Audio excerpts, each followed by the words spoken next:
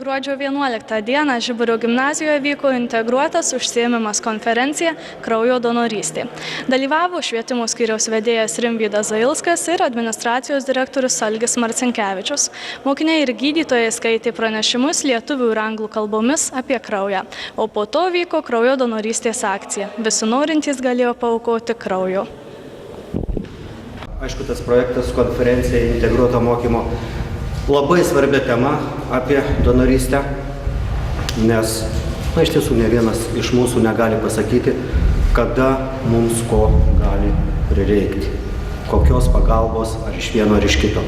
Taip kad be abejo iš kitų dosnumo galime sulaukti tik tais tada, kai patys tą dosnumą dalinsime kitiems. Kaip sugalvojote šiandien rengti užsiėmimą konferenciją Kraujo donorystė? Taip, tiesiog tai įvyko netikėtai, nes paprasčiausiai mes su ketvirtokais praėjome temą apie kraują, kraujo grupės ir viena iš temų buvo argumentuotai paremti, išsakyti nuomonę apie kraujo donorystę. Šios temos aš tikslingai nenagrinėjau, nes paprasčiausia buvo tokia mintis padaryti renginį, nes būtent man labai svarbu, kad kiekvienas mokinys turėtų savo nuomonę apie įvairius dalykus, kurie supa mus aplinkui. Vienas iš jų tai yra kraujo donorystė. Tai yra būtent nepavyko to padaryti per pamoką, tai yra pilietiškumo ugdyti, o peraugo į renginį. Ir vėlgi čia nėra mano nuopelnas, kad tas renginys įvyko, tai yra būtent mūsų mokykloje yra anglų kalbos moksleivių diskusijos klubas ir jie tiesiog ieško įvairių temų diskusijoms. Ir tiesiog, kadangi aš tą temą tarsi turėjau seniai mintyje ir tiesiog pasiūliau mokytojai ir mokiniai labai puikiai šiandien pasirodė ir parodė diskusiją. Kaip galvojate, ar pavykęs šiandienos renginys? Aš manau, kad pavykęs dėl to, kad turėjome pilną salę mokinių, kurie atėjo savanoriškai į renginį, dėl to, kad atėjo daug ir svečių, kuriuos mes kvietėme ir jie tiesiog palaikė mus labai morališkai, kad mes tokį renginį rengiame ir tiesiog, kad kalbame apie tai, kas svarbu mums visiems. Nes vėlgi mokykla kartais atrodo žinios ir vėl žinios, o visa kita, kas liečia žmogų, irgi yra labai svarbu, o tai kartais apie tai visiškai nutylime. Kodėl yra svarbu duoti kraujo? Kokia kraujo donorystės svarba? Aš manau, kad tai pats didžiausias tai būtų tas moralinis pasitenkinimas, tai yra žinoti, kad gali kitam padėti. Ar planuojame panašus renginiai ateityje? Vėlgi aš negaliu pasakyti, kad planuoju vienokį arba kitokį renginį. Paprasčiausiai jis gimsta netikėtai, nes tik tai, kai gyveni tuo, jis gali būti geras ir būtent išgimdytas, taip tiesiog išgalvotas tuo metu, kai yra aktualu.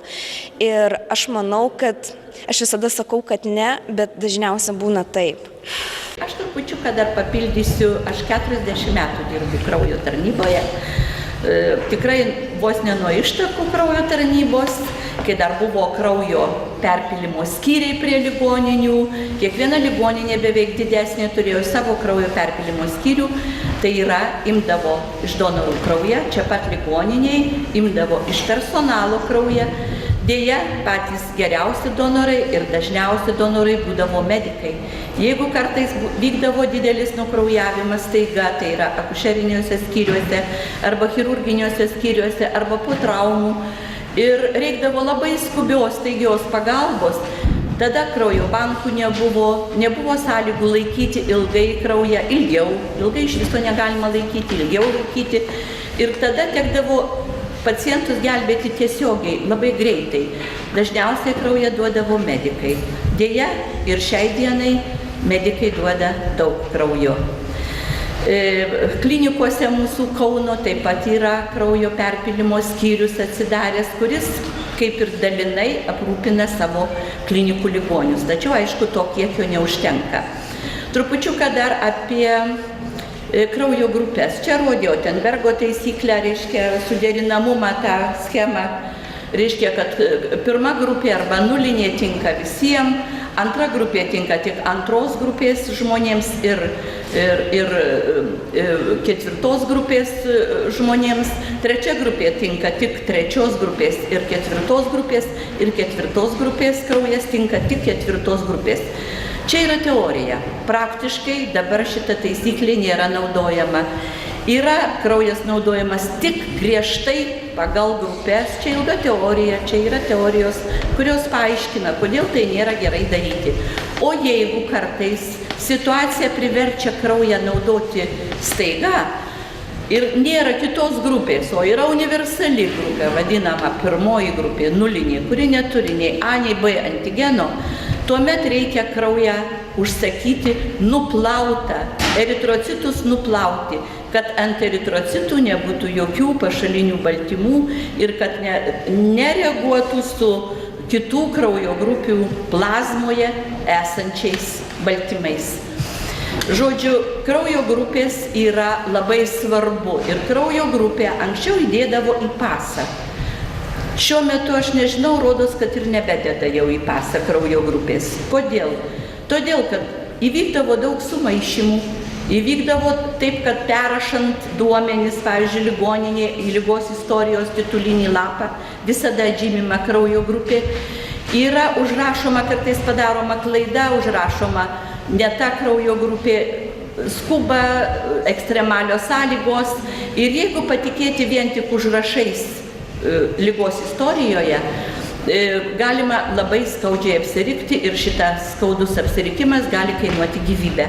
Jeigu perpilama kraujas ne tos kraujo grupės, AB0 sistemoje beveik 80% įvyks mirtis.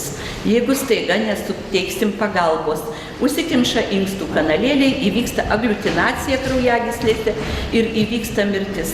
Todėl dabar griežtai yra laikomasi taisyklės, kad kiekvienam žmogui, kuriam reikalinga kraujo perpilimas, kraujo grupė ir rezus faktorius yra nustatoma prie ligonio lovos. Ne kur nors laboratorijoje, nenešiojamas kraujas pirmyn atgal. Tačiau ateina laborantas prie ligonio lovos su savo reagentais ir jis nustato kraujo grupę čia pat iš ligonio piršto, paėmęs kraują, tai yra periferinį kraują, ir nustato kraujo grupę. Ir tada sutikrinama, ar tokie pat duomenys buvo užrašyti anksčiau, nes bent dviejose vietose, bent dviejų skirtingų asmenų turi būti nustatyta kraujo grupė. Dėl to, kad neįvyktų klaida.